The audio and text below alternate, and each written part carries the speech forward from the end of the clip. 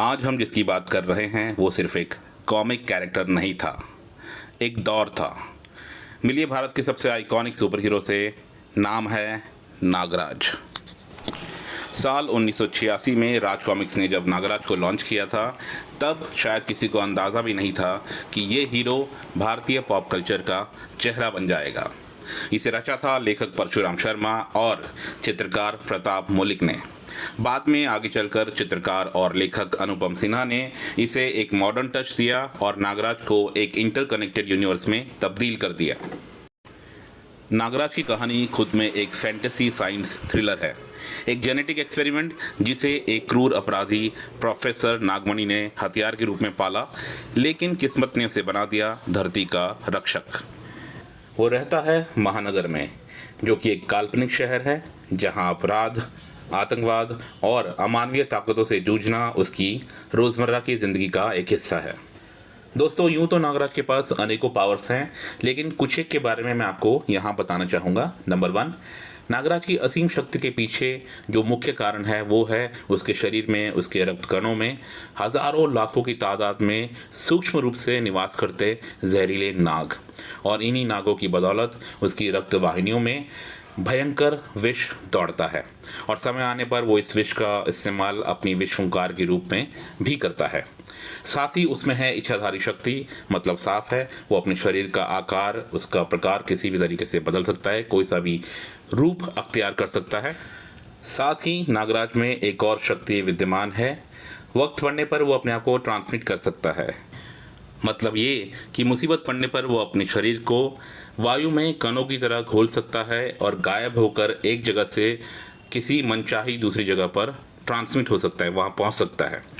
दोस्तों, यूं ही नागराज के पास और भी कई पावर्स हैं जैसे कि मैंने आपको पहले बताया, लेकिन मैं आपको सबसे बड़ी ताकत के बारे में यहाँ बताना चाहूँगा। वो है नागराज का सच्चाई और अच्छाई को लेकर उसका समर्पण। यही समर्पण उसको वो शक्ति प्रदान करता है जो कि नागराज को नागराज बनाता है। दोस्तों, अब मैं रुख करता हूँ नागराज यूनिवर्स के कुछ मुख्य विलेंस की तरफ, जिनमें से प्रमुख हैं नागपाशा, प्रोफेसर नागमणि, नागदंत जो कि लगभग नागराज जैसे ही शक्तियों का स्वामी है। फिर है एक खूंखार जापानीज साइंटिस्ट मिस किलर। साथ ही तंजानिया के जंगलों का बेताज बादशाह थोडांगा है, और एक जादूगर शाकुरा नाम से भी बहुत ही कुख्यात विलेन है जो कि नागराज की नाक में अक्सर दम किए हुए रहता है। दोस्तों, नागराज के मुख्य कॉमिक्स के बारे में बात करें तो खजाना, स्नेक पार्क, सूरमा, कलयुग और नागायन जैसी कहानियाँ अगर आपने नहीं पढ़ी हैं तो आपने असली नागराज को अभी जाना ही नहीं है। विशेष तौर पर मैं नागायन की बात करूंगा, जो कि रामायण से प्रेरित एक महागाथा है जिसमें नागराज और ध्रुव श्री राम और लक्ष्मण की भूमिका निभाते हैं। ये राज कॉमिक्स की अब तक की सबसे महत्वाकांक्षी सीरीज मानी जाती है। 1990 और 2000 का जो दशक था, उस दशक की एक पूरी पीढ़ी ने नागराज के पोस्टर दीवारों पर चिपकाए हैं, स्कूल में उसकी कहानियों को शेयर किया है और उसे एक रोल मॉडल के तौर पर देखा है।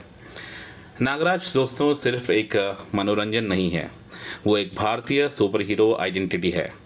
जब दुनिया मार्वल और डीसी में खोई थी, भारत के पास था नागराज। दोस्तों, आज के लिए फिलहाल इतना ही। आपके लिए नागराज का सबसे यादगार मोमेंट कौन सा है, कमेंट करके ज़रूर बताइए। और हाँ, अगर नागराज को बड़े पर्दे पर देखना चाहते हैं तो ये वीडियो ज़रूर शेयर करें। कॉमिक्स एनिमल को सब्सक्राइब करना ना भूलें, क्योंकि know your super hero series में हम लाएंगे आपके अपने देसी हीरोज़ की बैकग्राउंड स्टोरी, मगर शॉर्ट में। चलिए दोस्तों, फिलहाल आपसे विदा लेने का समय आ गया है, मुझे इजाज़त दीजिए। मेरा नाम है धीरेन्द्र और जल्दी आपसे फिर से मुलाकात करूंगा किसी और वीडियो में। तब तक के लिए नमस्कार।